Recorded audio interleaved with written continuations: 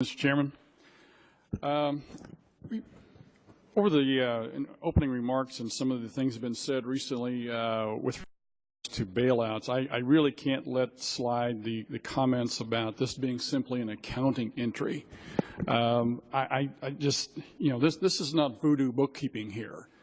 The comment's been made and testimony has been given many times from both members of the side of the aisle here that there's a $1.7 billion transfer of money.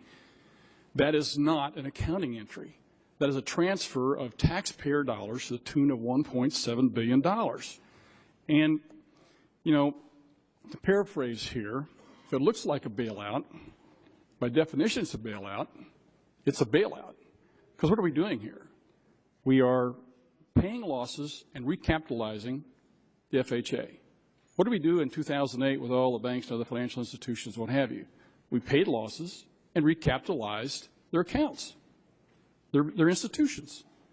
So for us to sit here and argue semantics over whether it's a bailout or an accounting entry, I think is a red herring and really denigrates our discussion today. So let me move on. I'm kind of curious. You made a comment a while ago that, and the discussion was had that that you make your decisions within FHA based on economic conditions of how you adjust your criteria on whether you make loans and who you make them to and all that sort of stuff.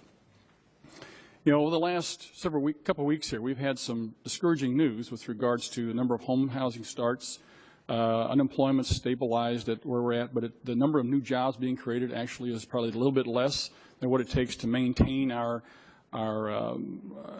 folks with where they're at. At the beginning of the year, we're going to have a QM rule coming out, QRM rule. It's going to be, I believe, devastating to the home lending market because of the requirements that are in it.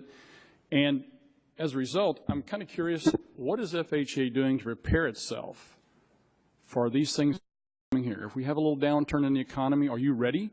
Have you got some ideas, some plans that you're going to put in place to protect taxpayer dollars so we don't go back in and have to have another $1.7 billion next year?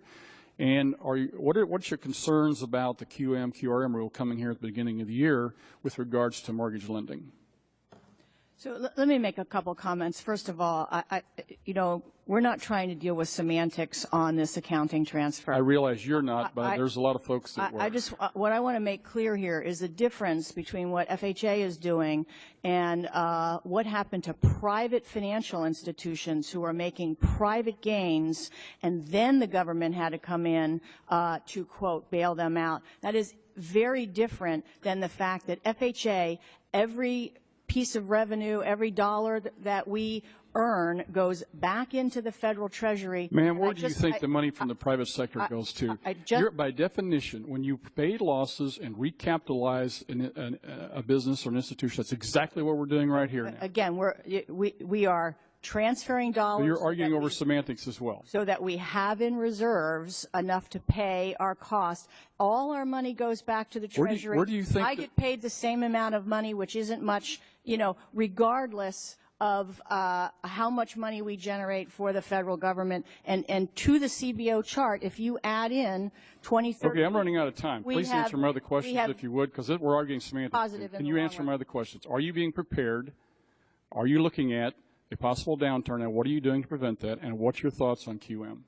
So, again, I don't control what happens in the economy. I really hope we don't have another downturn, but we are. Ma'am, you just testified that you look at from economic projections and make changes and adjustments to your programs. I'm asking, what are you doing? Let me clarify. The economic projections are used to value the existing portfolio, okay? What we look at in terms of our underwriting criteria is what do we need to do pricing-wise, credit-wise, to ensure that we are pricing our risk appropriately and taking the right risks. And we have done, I've listed those out, we have done a number of measures over these past 5 years to protect ourselves going forward. And it shows in our new books of business. Our current books of business are extremely profitable and very safe. Okay. What's your opinions on QM after the first year? How's it going to affect the mortgage market and affect you? FHA has its own QM rule that is out for public comment. In fact, public comments are due on the 30th, I believe. I see my time.